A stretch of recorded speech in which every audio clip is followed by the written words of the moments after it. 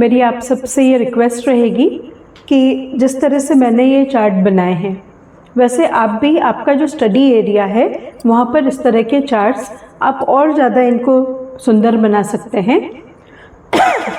इस तरह के चार्ट्स यदि आप ऐसे विजिबल एरिया में लगाएंगे, आपके स्टडी एरिया में लगाएंगे, तो चलते फिरते आपके इन पे नज़र पड़ेगी, है ना। प ब ट ड क ग च ज। आप चाहें तो सपोर्ट के लिए आप यहाँ पे हिंदी में भी लिख सकते हैं, प ब, है ना। फोनिक्स में नॉर्मली इसको ऐसे बोलेंगे बी ब, है ना। पर अभी हम, क्योंकि हम साउंड से शुरुआत कर रहे हैं, हम अल्फ़ाबेट से नहीं कर रहे हैं, हम साउंड से शुरुआत कर रहे हैं। अब हम स्पेलिंग की तरफ जाएंगे, तो फिलहाल हमें हमारे उच्चारण, हमारे प्रोनाउंसिएशन जो है वो सुधारने हैं।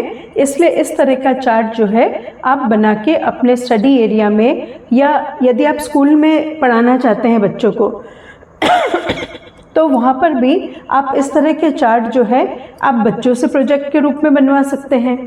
और इससे क्या होगा कि उनको जब आते जाते इन पे नज़र पड़ेगी तो वो ये जो साउंड्स हैं वो याद कर लेंगे, है ना।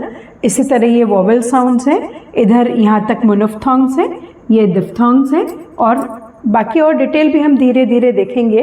अभी तक हमने 6 सेशंस रफली ले लिए हैं। आपके नोट्स की सुविधा के लिए मैं इस तरह से नंबरिंग कर रही हूँ। ये 6th में मैं चाह रही हूँ आप इस तरह का जो है एक चार्ट बनाइए। मैं इसका आपको जूम करके एक पिक भी बता रही हूँ, आप स्क्रीनशॉट उसका ले सकते हैं। ओके, इसको जूम करके एक बार, so that they can see it clearly.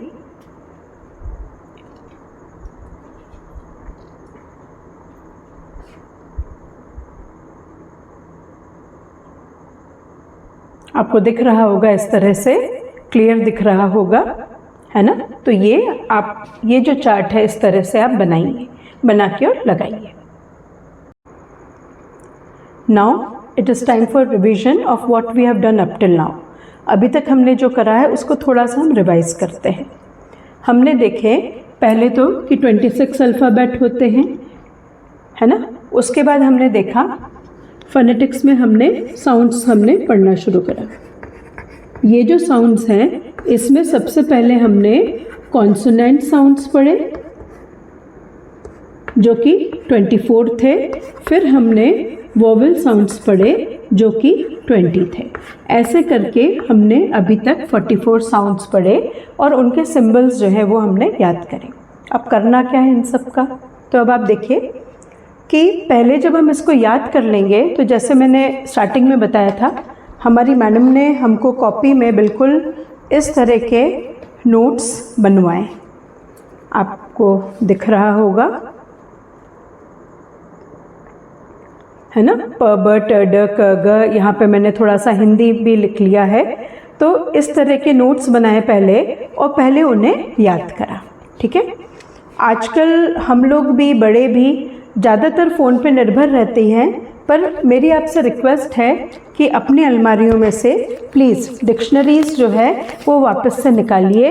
अगर आपके पास डिक्शनरीज़ नहीं हैं तो प्लीज़ खरीदिए, है ना। आप भी खरीदिए, अगर आप स्टूडेंट हैं तो ज़रूर खरीदिए, और अगर आप टीचर हैं आपके पास होगी, निकालिए और अपने स्टूडेंट से भी बोलिए डिक्शनरी खरीदने को और उसको पढ़ने को भी। अब आप देखेंगे डिक्शनरी में भी इस तरह से ये फोनेटिक सिंबल्स दिए हुए रहते हैं, है ना। आपको दिख रहा होगा फोनेटिक सिंबल्स, आप आपकी डिक्शनरी देखिएगा उसमें इस तरह के फोनेटिक सिंबल्स आपको मिलेंगे, ठीक है। अब उदाहरण के लिए एक बहुत ही कॉमन शब्द से हम शुरुआत करते हैं।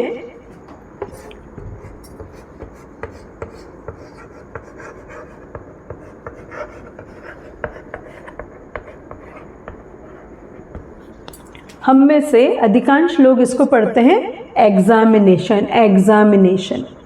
पर जब आप इसका फोनेटिक प्रोनाउंसिएशन देखेंगे, फोनेटिक ट्रांसक्रिप्शन आप देखेंगे, उस हिसाब से जब इसका आप उच्चारण करेंगे तो आप पाएंगे कि ये एग्नी है, ये एग्जामिनेशन है ना।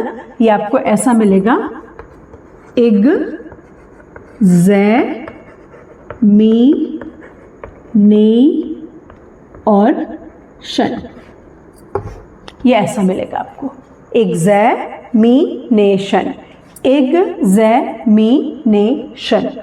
अब कॉन्सोनेंट सीरी लेबलिंग जो है वो भी देखेंगे हम, है ना। सिलेबल्स देखेंगे हम, ये सब चीज़ें हम धीरे धीरे देखेंगे।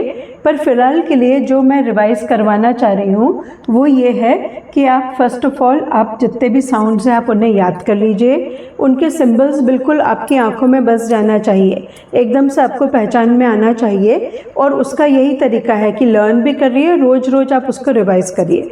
And until you will make notes ना, नथिंग विल बी पॉसिबल। तो सबसे पहले नोट्स बनाना बहुत ज़रूरी है। और फिर आप ये जो वर्ड है एग्जामिनेशन, आप इसको डिक्शनरी में देखेंगे। डिक्शनरी में आप इसको देखेंगे।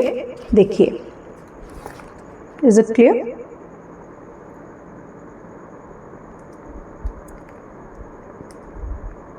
आप देखिए, इसका स्पेलिंग लिखा हुआ है, फिर फोनेटिक ट्रांसक्रिप्शन लिखा हुआ है और बाकी सब। और ये वाली जो डिक्शनरी है मेरी, ये Oxford English Hindi, English Hindi dictionary है। इसमें बिकॉज वी आर इंडियंस, तो मुझे हमेशा ऐसा लगता है कि when we take the support of Hindi, जब हम हिंदी का सहारा लेते हैं तो शायद हमें अच्छे से चीज़ें समझ में आती हैं, है ना। तो इतना जो है मेरे हिसाब से आपने रिवाइज कर लिया होगा, ठीक है। मेरी ये जो डिक्शनरी है ये है ऑक्सफोर्ड इंग्लिश हिंदी डिक्शनरी। मुझे ऐसा लगता है क्योंकि हम इंडियंस हैं तो हमें जो है डिक्शनरी की हेल्प लेनी चाहिए, और ऐसी डिक्शनरी जो कि जिसमें हिंदी में भी अर्थ दे रखा हो। समय के साथ साथ हम ऑक्सफोर्ड जो इंग्लिश टू इंग्लिश डिक्शनरी है वो भी हम कंसल्ट करें। पर ये जो एक आदत हो गई है फ़ोन पे बहुत ज़्यादा डिपेंडेंसी, हमेशा हर चीज़ को गूगल करना, चैट जीपीटी, मतलब it makes our life simple for those very moments, है ना। उतने समय के लिए जो है हमारी ज़िंदगी सरल हो जाती है, पर देखा जाए तो समझ में कुछ भी नहीं आता है। तो एक बार अगर आप टीचर हैं तो ज़रूर आपको सब चीज़ों को जो है डेप्थ में पढ़ना ज़रूरी है। ओके, तो अभी फोनेटिक्स का इंट्रोडक्टरी पार्ट में इतना ही। Thanks for watching. और ये मुझे ऐसा लगता है ओवरऑल 2-3 वीडियो के सेगमेंट्स में मुश्किल से 20 मिनट में मैंने बहुत सारी चीज़ें कवर करी हैं। आप इन वीडियोस को बार बार देखेंगे, प ब ट ड क ग च ज फ व थ द स ज, आप बार बार बोलेंगे तो वो भी आपको जैसे मुझे रटी हुई हैं, क्लास में ही रटी थी हमने, है ना। तो जैसे मुझे रटी हैं वैसे आपको भी रटा जाएंगी, है ना। ओके।